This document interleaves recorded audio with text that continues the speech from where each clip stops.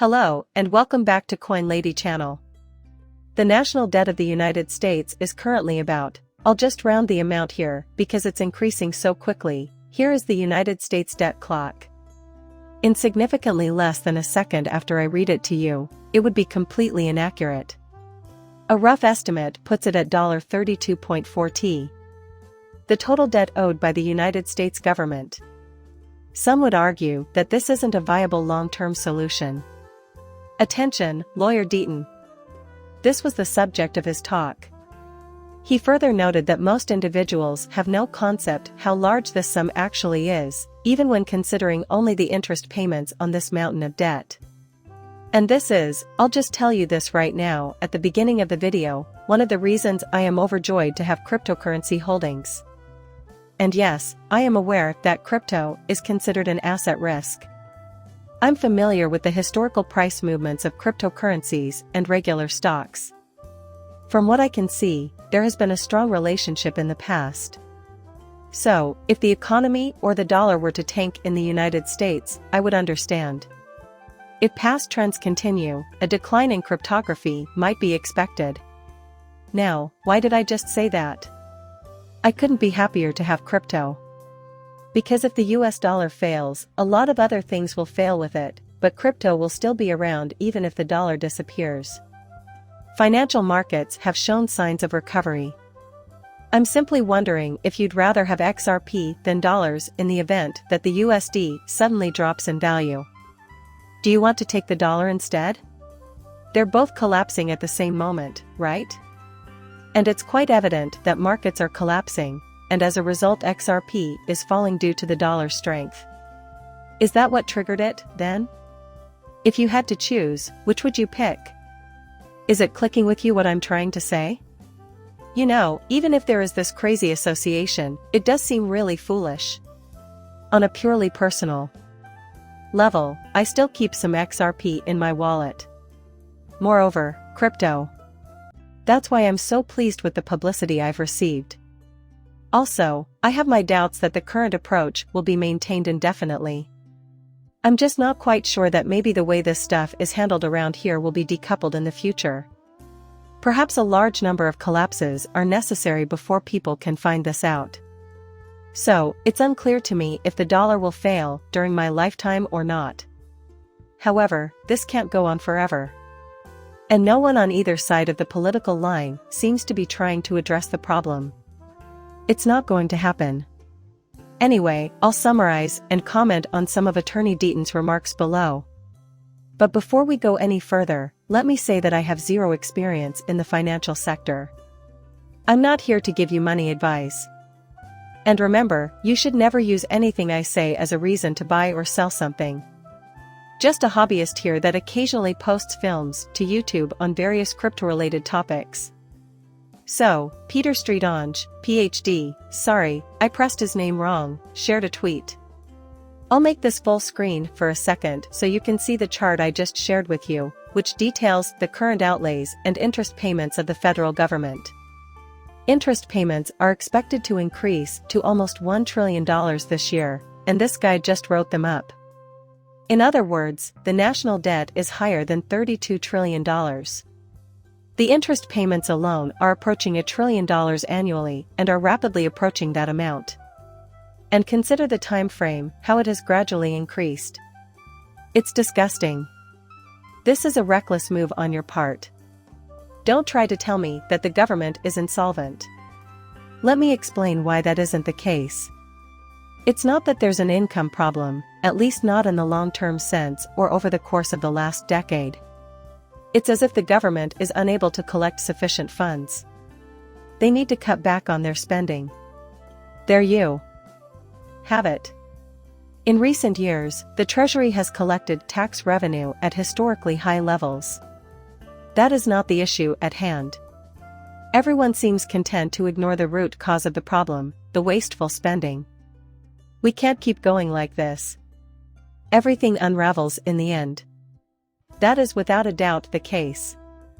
So, yeah, lawyer John Deaton retweeted that and stated, regular people have no idea what a staggering number this is. When I was a kid, I remember hearing about government projects costing hundreds of millions of dollars. For example, this project will cost $150 million. The cost of the project was estimated to be $30 billion, and billions of dollars were mentioned. To put things in perspective, in 2015 the total amount of money printed was $13 trillion. For the epidemic, that comes to $2 trillion. Quantitative easing, to the tune of $4.5 trillion. Your quantitative easing amounts to nothing more than creating new currency. The government's birthing process consists of nothing more than using the government's printer machine, so yeah, did that. My eye-rolling muscles are completely useless to me. If I give it a try, I won't be able to roll my eyes. Well, that's exactly what it is. Additionally, $3 trillion for infrastructure. To give folks some context for that trillion-dollar figure, he adds. A trillion seconds is how many years? 1 trillion seconds is how many years, exactly? What is it? 31,709 years. $1 trillion worth of $100 bills piled end to end would reach a height of 631 miles. Therefore, the United States is broke when annual interest payments on its debt alone amount to $1 trillion. And more printing is the only way out of this jam. That, some may say, is the best example of how Bitcoin can be put to use. So, it's just another reason why I'm ecstatic to have arrived so promptly, even in 2023. If you're just joining the crypto community, let me be the first to welcome you. Now that you know better, obviously this can't continue. And no one can say with certainty how long it will take for things to go so awry. The dollar's status as the world's reserve currency is not guaranteed to last forever. Well, for a few reasons, the first and foremost being that this isn't sustainable. Look at how the government is treating the people, when you wouldn't dream of treating your own family this way. Furthermore, wouldn't it make more sense, ideally, to be in a position where there is a worldwide reserve that nobody has any specific authority over, as acceptance of cryptocurrencies increases for any nation that is not the United States? Since the United States currently holds the ability to print whatever amount of money is in the global reserve, it is in a strong position to influence international politics. But if you ask anyone else, they won't tell you it's a good thing. That's why I wouldn't, because history hasn't yet written the last chapter on any of this, and I have no idea how it will turn out. And so, filling that hole, especially when the dollar is being exploited, is the concept of a cryptocurrency, or perhaps several of them. It's easy to see how it could be rational. Now, let's see what unfolds. An XRP community member by the name of JK has provided a thoughtful comment. And in his letter to Mr. Deaton's office, he said, "How can Bitcoin be a store of value when it literally has zero utility? A major issue with Bitcoin is the enormous amounts of energy required to even transport it.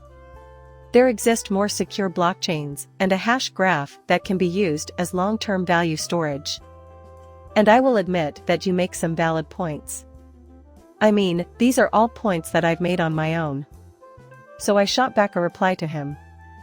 And as I mentioned, I have been known to argue that Bitcoin serves no purpose other than as a medium of exchange. Also, the very act of storing value is utility, which has always seemed strange to me. What good is a cryptocurrency if it has absolutely no practical application? How might it retain its status as a store of value in the face of competition from other cryptocurrencies that provide similar functionality and are also widely accepted as a store of value on the street? Which cryptocurrency would you trust more, one that does nothing but store value, or one that does something in addition to storing value? The Bitcoin system as a whole would certainly fail if this were the case. Now, I didn't see that, and I don't believe what I just said, but I'm also not claiming that's what will happen with Bitcoin in the end. So, to elaborate, here's what I jotted down. Because it is the most primitive Layer 1 blockchain, I joke that Bitcoin has no purpose beyond being a store of value. However, Bitcoin does serve other purposes. Even though I'm not overly enthusiastic about Bitcoin, I still keep some because services like Spin the Bits, which employs the XRP ledger, make it possible to make instant purchases with the currency. The success of Bitcoin is something I hope for. And it does serve other purposes as well. In fact, it is so. In part, this is due to the amazing XRP ledger Nautilus. Therefore, the long-term success of both my XRP and my Bitcoin depends on each other. From my point of view, that is totally fantastic. So David Schwartz chimed in, look, any cryptocurrency that you know ends up finding some level of usefulness even if it starts out as a fraud. Ultimately, if there is some sort of value, perceived value, those things get picked up, get fixed with additional technology, like Layer 2, and we're alright. David Schwartz has articulated something that I do agree with, and that is that if there are imperfections surrounding Layer 1, whether it be amount of energy required for transactions or, if the chain's not fast or anything, they just pick your shortcoming from a technological perspective. Bitcoin's issues with transaction times and fees have been addressed, and because it runs on renewable energy, it's cheap and efficient. The big question then becomes whether or if this spin-the-bits technology will be widely used. I'm crossing my fingers that the answer is yes, as that can only improve long-term prospects. However, it is also true that standards are significant. It's not easy to replace the standard once it's been set. So JK wrote back and told me that Bitcoin is welcome to use the XRP ledger. However, why not utilize XRP instead? When the sheep finally open their eyes, I think they'll view things the same way I do. Yeah. So, look, I acknowledge that you make an excellent point.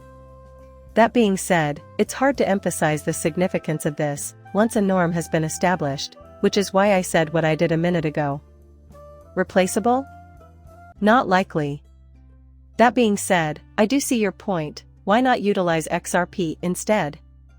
Is the XRP ledger really necessary for instant Bitcoin transactions? Yes, I see what you mean. I utilize Bitcoin for this purpose, despite my belief that doing so introduces some unnecessary friction.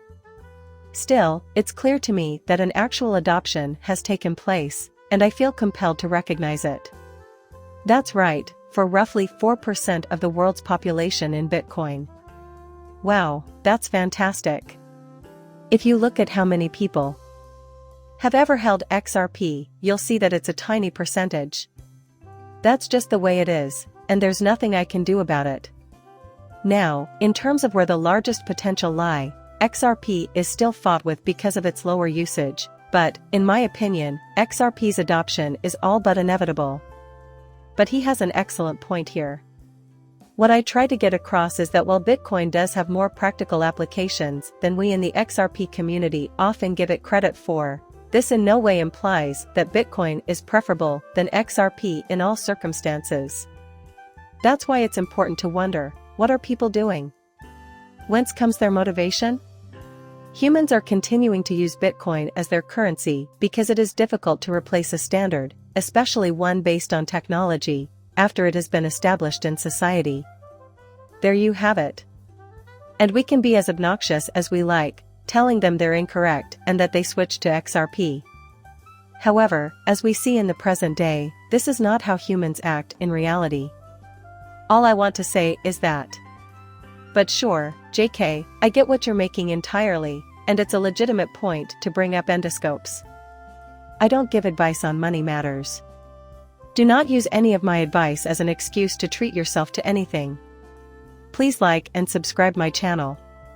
See you later, bye.